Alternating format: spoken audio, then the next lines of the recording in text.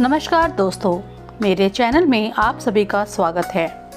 HCM method पे एक बार फिर मैं लेके आई हूँ गिल्लू पाठ कक्षा 9 से। संचयन पुस्तक में महादेवी वर्मा द्वारा लिखित गिल्लू पाठ का आज हम अध्ययन करेंगे, जिसमें हम न केवल पाठ का अध्ययन करेंगे बल्कि शब्दार्थ और संदेश के बारे में भी जानेंगे। सबसे पहले हम महादेवी वर्मा के जीवन परिचय से अवगत हो जाते हैं। महादेवी वर्मा जी का जन्म 1907 में हुआ था और इनकी जो मृत्यु है वो 1987 में हुई थी। हिंदी के महत्वपूर्ण काव्य युग छायावाद के कवि चतुष्ट में एक हैं। चतुष्ट मतलब 4 जो स्तंभ हैं का छायावाद के, उनमें से महादेवी वर्मा जी एक हैं। प्रेम और करुणा से ओतप्रोत काव्य गीतों एवं संस्मरणात्मक रेखा चित्रों के लिए ये प्रशंसनीय इनके कार्य हैं। भारत सरकार द्वारा पद्म भूषण से इन्हें सम्मानित किया गया है। ज्ञानपीठ पुरस्कार से भी इन्हें सम्मानित किया गया है तथा साहित्य अकादमी की जो ये फेलो रही हैं। प्रमुख इनकी जो अगर हम कृतियों की बात करें तो उसमें निहार, रश्मि, नीरजा, यामा, दीप शिखा ये इनकी कविता संग्रह हैं और श्रृंखला की कड़ियाँ निबंध हैं। स्मृति की रेखाएं, रेखा चित्र, अतीत के चलचित्र ये संस्मरण हैं। महादेवी वर्मा का जो प्रभाव है संस्कृत निष्ठ भाषा उनकी रही है और उन्होंने कहीं बहुत ही प्रभावपूर्ण शब्दावली का इसमें प्रयोग किया है। इस पाठ का अध्ययन करने से पहले इस पाठ को संक्षेप में यानी कि अगर हम अच्छे से जान लें तो सबसे पहले हम कहानी को जानेंगे। गिल्लू वास्तव में एक गिलहरी की कहानी है। मैं आपको बता दूं कि इससे पहले भी कक्षा 9 में हम गिल्लू पाठ पढ़ रहे हैं। गिल्लू में गिलहरी एक नामक पात्र है जिसकी कहानी का वर्णन जो है महादेवी वर्मा ने इसमें किया है। इससे अतिरिक्त कक्षा 8 में नीलकंठ आपने ज़रूर पढ़ा होगा तथा एक कहानी इनकी गोरा यानी कि गाय के ऊपर भी है और ये जानवरों से बहुत ही ज़्यादा अटैच रही हैं, इनका जुड़ाव बहुत है। तो जानवरों के प्रति एक जो सहानुभूति और जो प्रेम का जो भाव है इनकी कहानियों में अक्सर हमें देखने और पढ़ने को मिलता है। तो इस कहानी में जो शुरुआत है गिल्लू कहानी की, उसमें लेखिका को 2 काक किसी जीव को नोचते हुए मिलते हैं। साथ ही साथ जिसके प्राणों की रक्षा करके उसे गिल्लू नाम दिया जाता है, उसकी देखभाल तथा स्वस्थ होने तक वह लेखिका यानी कि महादेवी वर्मा जी के कमरे में ही रहता है और लेखिका तथा गिल्लू के मध्य में जिस समय पीरियड में समय काल में एक परस्पर भावनात्मक जुड़ाव हो जाता है और अंत में गिल्लू की जब मृत्यु होती है तो लेखिका जो है उसे जो है बिल्कुल बर्दाश्त नहीं कर पाती। अगर मैं कहानी के पात्रों के बारे में कहें तो इस कहानी में जो है 2 पात्र हैं, एक लेखिका और दूसरा है गिल्लू यानी कि गिलहरी। संदेश इस कहानी में हमें क्या संदेश मिलता है इसके बारे में भी हम जान लेते हैं। इसमें जो है पशु पक्षियों के प्रति एक तो संवेदनशीलता का भाव आता है। इसके अतिरिक्त जानवरों में जो मनुष्य के समान अनुभूति की बात भी इसमें की गई है कि जानवर भी मानवीय जो भाव हैं वो रखते हैं। मानव की तरह उनमें भी अनुभूतियाँ, दुख और सुख की भावना होती हैं और एक जिस मानव के साथ में वो जुड़े होते हैं उसके साथ कितना वो गहराई से जुड़ जाते हैं, इसको बहुत ही सुंदरता से इसमें दिखाया गया है। ऐसे कि आप हमेशा आपके घरों में आप कुत्ते जो है पालते हैं, वैसे ही बिल्ली पे पालते हुए आपने सुना होगा, लेकिन यहाँ पर लेखिका ने जो है गिल्लू यानी कि गिलहरी जो है वो पाली है, उसकी रक्षा करी थी और उसी का जो संदर्भ है यहाँ पे दिया और किस तरह से वो जो गिलहरी है वो लेखिका के जीवन के साथ में बड़ी ही गहराई से जुड़ गई। ये इसी का अध्ययन हम अपने पाठ में करते हैं। सोनजूही में आज एक पीली कली लगी है। इसे देखकर अनायास ही उस छोटे जीव का स्मरण हो आया जो इस लता की सघन हरितिमा में छिप कर बैठता था और फिर मेरे निकट पहुंचते ही कंधे पर कूदकर मुझे चौंका देता था। तब मुझे कली की खोज रहती थी पर आज उस लघु प्राण की खोज है। तो सबसे पहले हम जानते हैं सोनजूही। सोनजूही का मतलब है यहाँ पे जूही की कली है जो पीली रंग की है। इसके साथ ही अनायास, अनायास का अर्थ होता है अचानक ही, अचानक। इसके अतिरिक्त हरितिमा मतलब हरी घास, सघन का अर्थ होता है घना, लघु प्राण का अर्थ होता है छोटा जीव, छोटा प्राण जिसमें जो छोटे जीव के संदर्भ में इसका प्रयोग हुआ है। यानी कि इस पाठ की जो शुरुआत है वो लेखिका इस तरह से करती है कि अचानक ही वह अपनी स्मृतियों में वापस चली गई और उसे उन स्मृतियों में एक छोटे से जीव का स्मरण हुआ, क्योंकि आज उनके बगीचे में सोनजूही पर यानी कि जूही के पेड़ पौधे पर एक पीली कली खिली थी, जिसको देखते ही उन्हें जो है उस जीव का स्मरण हुआ, जिसके साथ उनके कुछ पल जो हैं, कुछ यादें जो हैं वो बसी हुई हैं। सघन हरितिमा में छिपकर बैठता था, जो इस पेड़ यानी कि लता मतलब होता बेल, जो अपने सहारे नहीं चल खड़ी हो सकती, उसे सहारे की आवश्यकता होती है। आप देखेंगे कि बेल जो होती है वो या तो ज़मीन पे फैली होती है या फिर उसे जो है सहारे से जो है ऊपर दीवार पे लगा दिया जाता है। तो उसकी सघन मतलब होता है घनी, हरितिमा मतलब घास में छिपकर जो है, हरियाली में छिपकर वो बैठता था। उस जीव का अचानक से लेखिका को स्मरण हुआ। वास्तव में वह जीव कौन था, आइए जानते हैं। परंतु जब अब तक इस सोनजूही की जड़ में मिट्टी होकर मिल गया होगा, कौन जाने स्वर्णिम कली के बहाने वही मुझे चौंकाने ऊपर आ गया हो।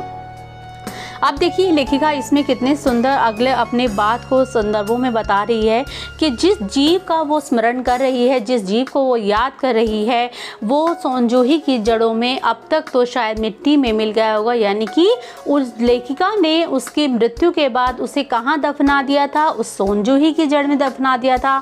कौन जाने स्वर्णिम मतलब सोने जैसी, पीली कली का संदर्भ है यहाँ पे।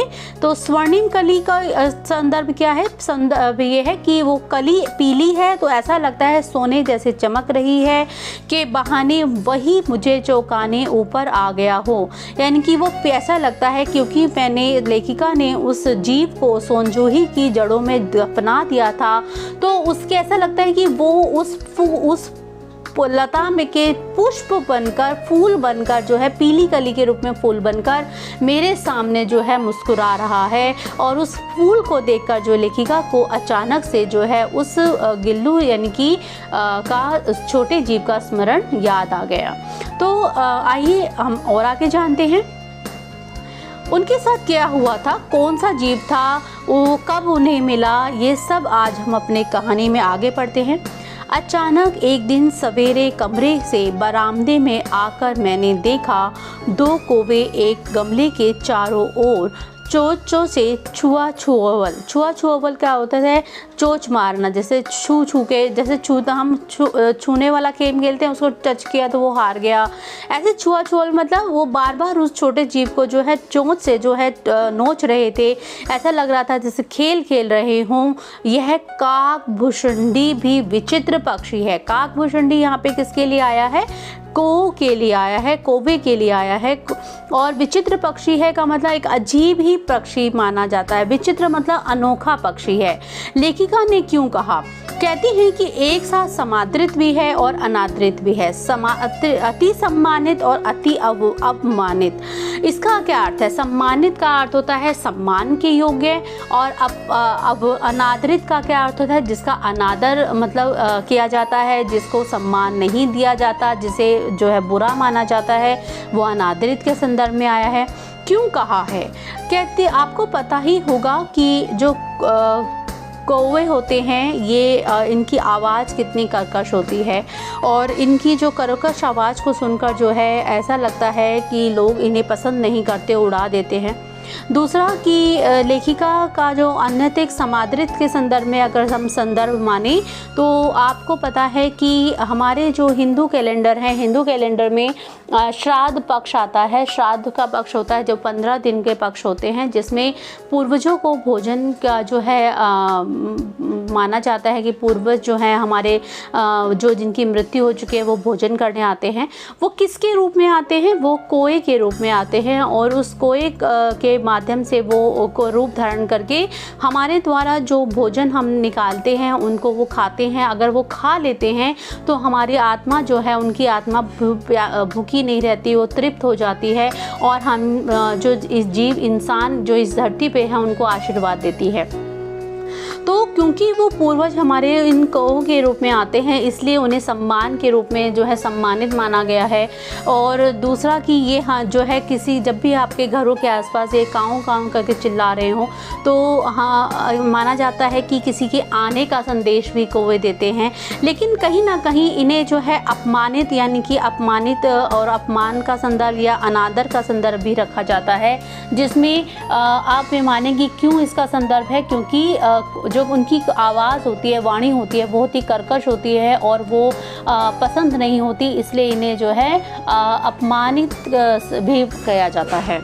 तो आइए लेखिका के संदर्भ में हम जानते हैं, हमारे बेचारे पुरखे ना गरुड़ के रूप में आ सकते हैं, ना मयूर के, ना हंस के, उन्हें पितृपक्ष में हमसे कुछ पाने के लिए काक बनकर ही अवतीर्ण होना पड़ता है।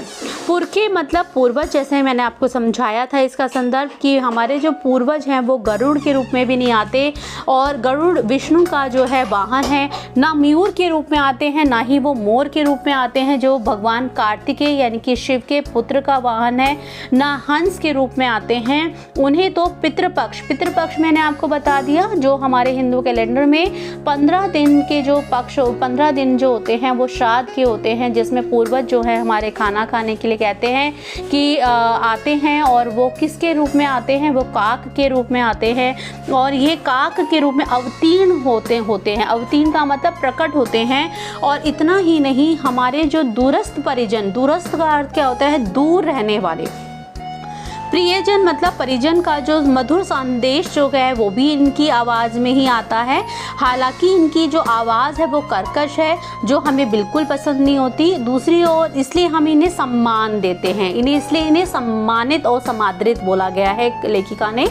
दूसरी ओर जो ये काक है, इनकी जो काँव काँव और कर्कश स्वर है, ये कहीं ना कहीं जो है अनादर का भाव जो है प्रकट करती है। इसलिए लेखिका ने बड़े ही सुंदर ढंग से जो काक है उसे समादृत और अनादृत दोनों ही भाव कहे हैं। तो उम्मीद है ये आपको भाव पूरी तरह समझ में आ गया होगा, क्योंकि इसमें से प्रश्न हमेशा ही परीक्षा में पूछा जाता है कि काक कैसे समादृत और अनादृत है। ठीक है, आइए आगे कहानी को आगे बढ़ाते हैं। अवतीर्ण का अर्थ क्या होता है, प्रकट होना।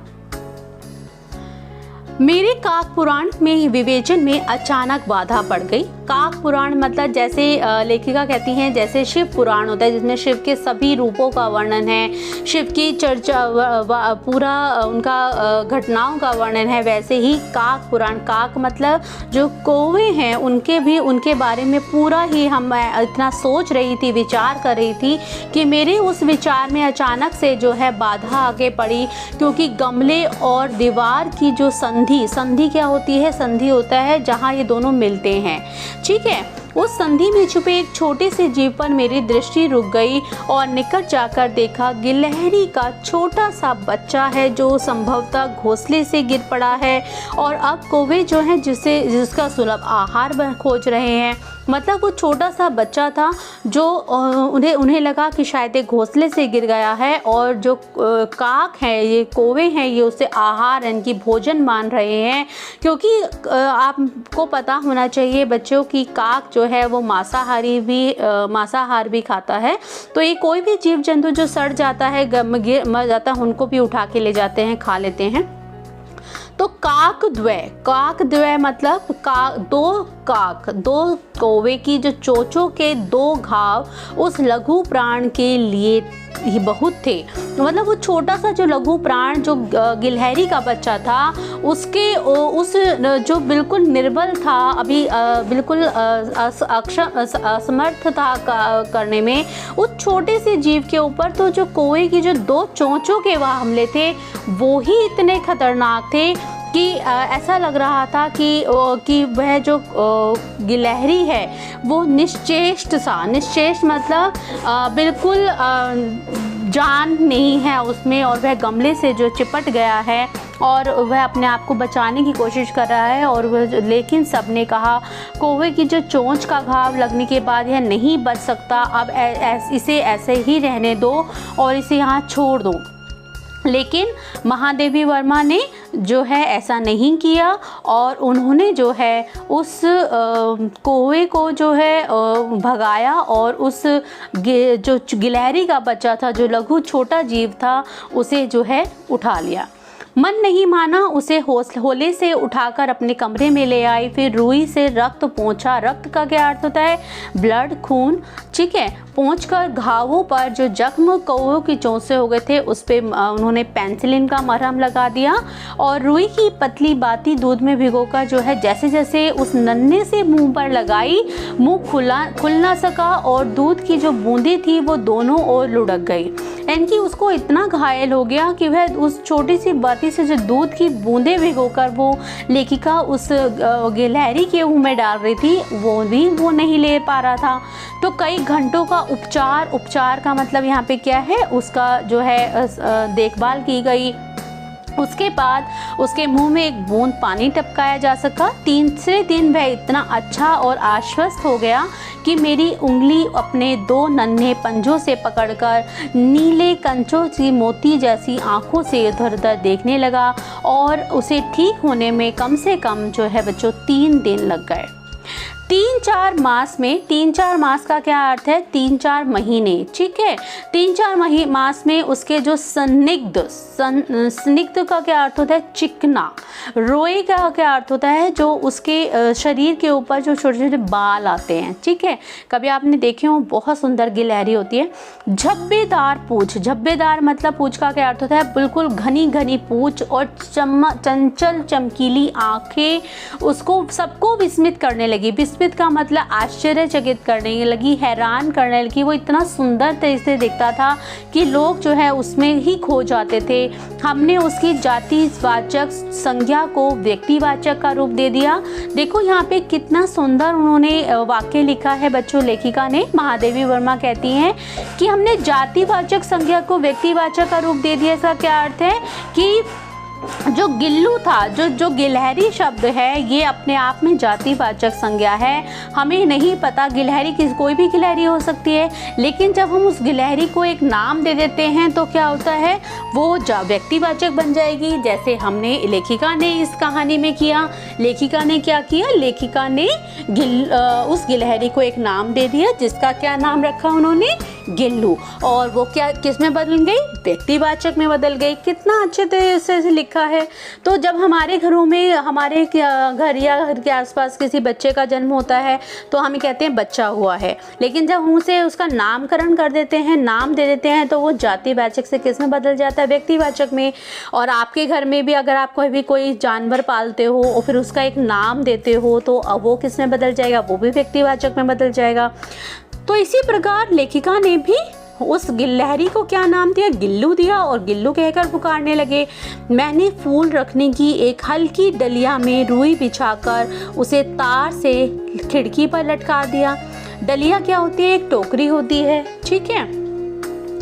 और फूल रखने की टोकरी आपने देखी होगी, अक्सर लोग जो है उसे मंदिरों में पूजा करने के लिए लेके जाते हैं। तो उसमें रुई बिछाई और तार से खिड़की पर टांग दिया और वहीं जो है 2 वर्ष गिल्लू का घर रहा।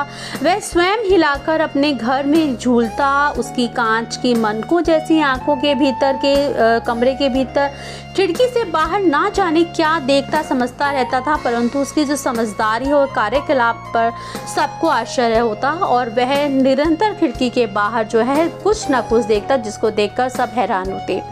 जब मैं लिखने बैठती, यानी कि जब लेखिका, क्योंकि ये लेखिका जी हैं, लेखिका हैं, इन्होंने कई जो है रचनाएं लिखी हैं, तो यह इनका जो अधिकतर समय लिखने में बीतता था।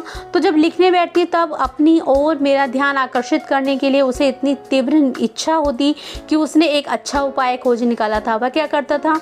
लेखिका का ध्यान अपनी ओर आकर्षित करने के लिए वह मेरे पैर तक आकर सर से पर्दे पर चढ़ जाता, पैर तक आता, फटाफट मेरे पर्दे पर चढ़ जाता और फिर उसे तेजी से नीचे उतरता। उसका ये दौड़ने का क्रम इतना तब तक चलता रहता जब तक मैं उसे पकड़ने के लिए ना उठती। यानी कि जब मैं उसे पकड़ने के लिए उठती तब वो लगता कि हाँ, अब उन्होंने मेरी तरफ ध्यान दे दिया है और वह जो है उसे जो है उनका ध्यान अपनी तरफ आकर्षित कर लिया है। अब उनके साथ खेल रही हैं तो गिल्लू को बहुत अच्छा लगता। कभी मैं गिल्लू को पकड़कर एक लंबे लिफाफे में इस प्रकार रख देती कि उसके जो अगले 2 पंजे और सिर के अतिरिक्त सारा जो लघु गात, यानी कि जो छोटा सा लघु मतलब होता है छोटा, गात मतलब शरीर, जो उसका छोटा सा शरीर था वो तो लिफाफे के अंदर रहता और उसका जो सिर था वो बाहर रहता। और इस अद्भुत स्थिति में कभी कभी वह घंटों मेज पर दीवार के सहारे खड़ा रहता और अपनी चमकीली आंखों से मेरा जो कार्यकलाप था, जो मैं लिखती रहती थी, वो देखता रहता। तो एक अटूट सा संबंध ऐसा लग रहा था, वो भावनात्मक जुड़ाव जो है लेखिका और गिल्लू के बीच में बन रहा है और गिल्लू जो है उनको ध्यान आकर्षित करता है, उनके साथ खेलता है, उनको बहुत अच्छा लगता है। भूख लगने पे क्या करता, भूख लगने पर चिक चिक करके मानो मुझे कुछ सूचना देता है और काजू या बिस्कुट मिल जाने पर उसी स्थिति में लिफाफे से बाहर वाले पंजों से पकड़कर उसे कुतरता रहता। गिल्लू के जीवन का प्रथम वसंत आया। प्रथम वसंत मतलब वसंत का प्रथम ऋतु आई और नीम चमेली की गंध मेरे कमरे में होले होले आने लगी। होले होले का क्या अर्थ होता है, धीरे धीरे। जो बाहर जब वसंत ऋतु आती है तो नए नए पुष्प खिलते हैं, फूल खिलते हैं, पत्ते खिलाते हैं, घास हरियाली छा जाती है और जो फूलों की जो सुगंध होती है वो महकने लगती है। और आपको पता है इसी वसंत ऋतु में जो है होली के आगमन होता है। होली जो है लोग बड़ी खुशी से मनाते हैं।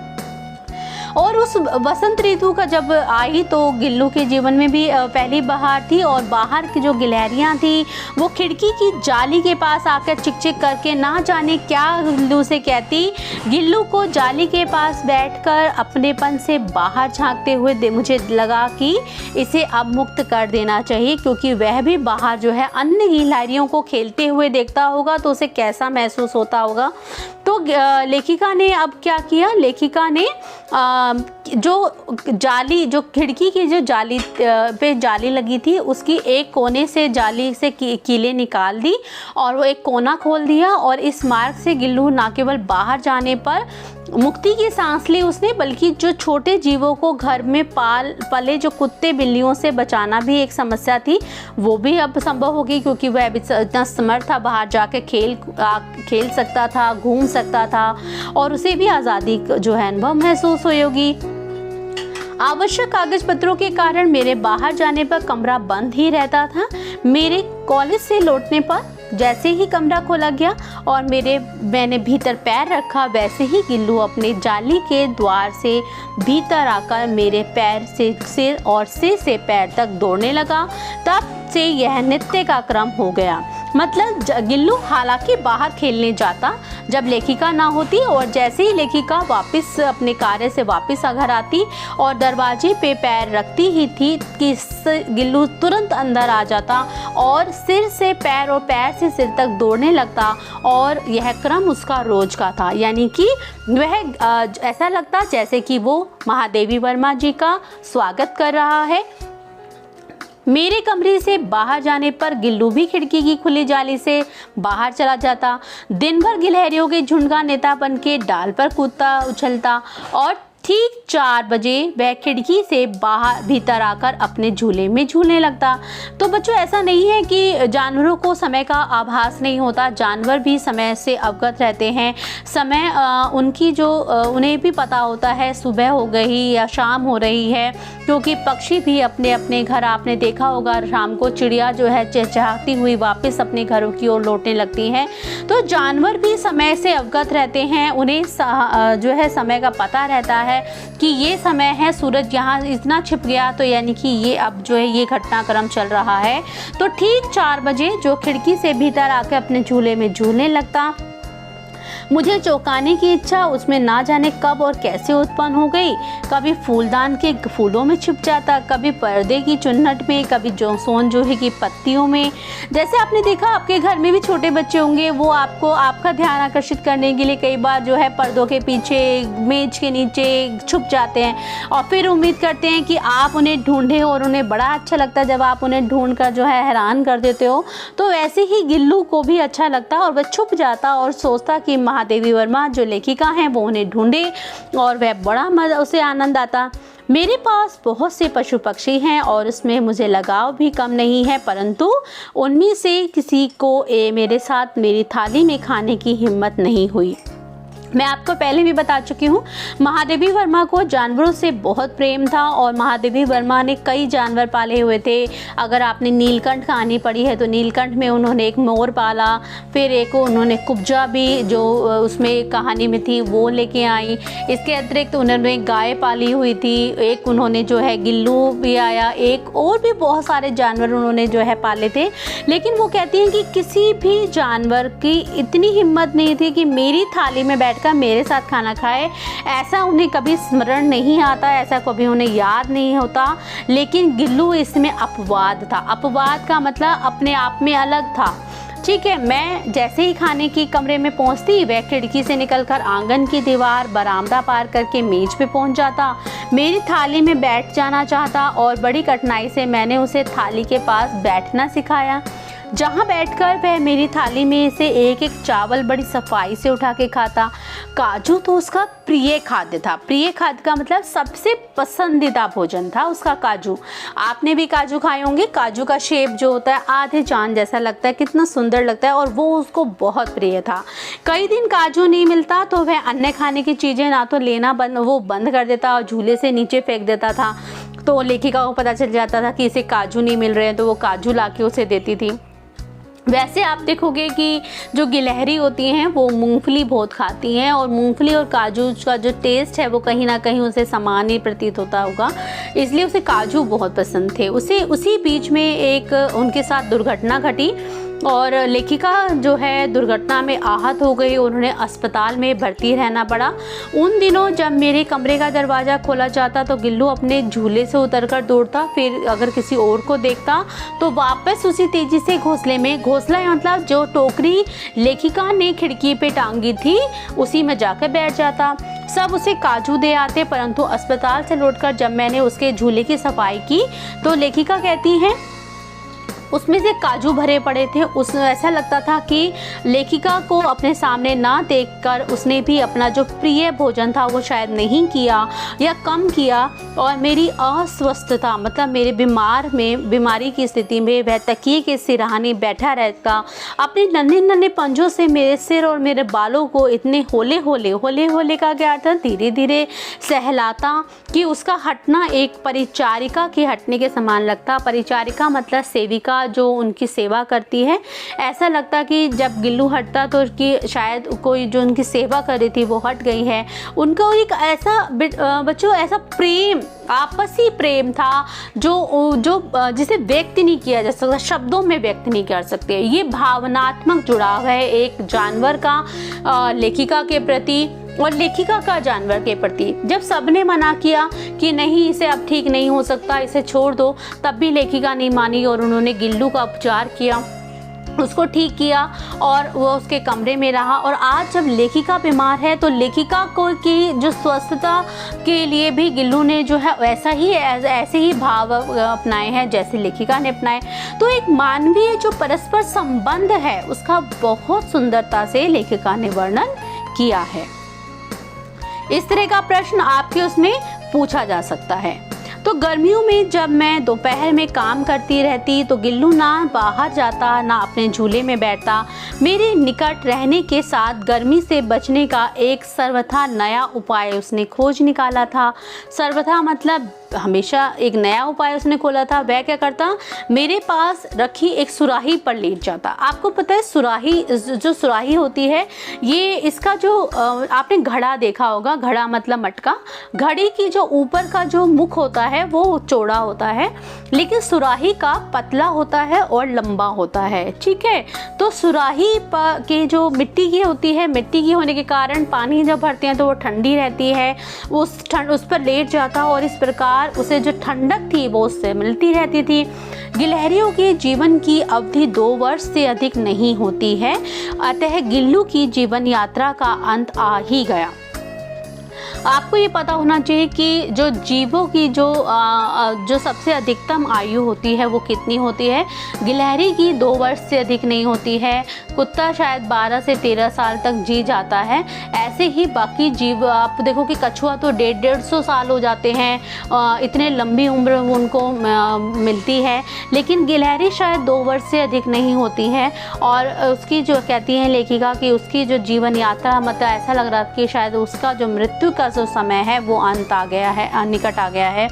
दिन भर उसने कुछ खाया नहीं, ना बाहर गया। रात के समय अंत की जो यातना, अंत मतलब जो मृत्यु की जो यातना के समय जो अपने झूले से उतरकर मेरे बिस्तर पर आया, ठंडे पंजों से मेरी वही उंगली पकड़कर हाथ से चिपक गया जिसे उसने अपने बचपन की मरणासन जब वो मरने, ऐसा लग रहा था कि मरने की स्थिति में है, उस स्थिति में उसने मेरी उंगली पकड़ी थी, वैसे ही आज उसने फिर से मेरी उंगली पकड़ ली।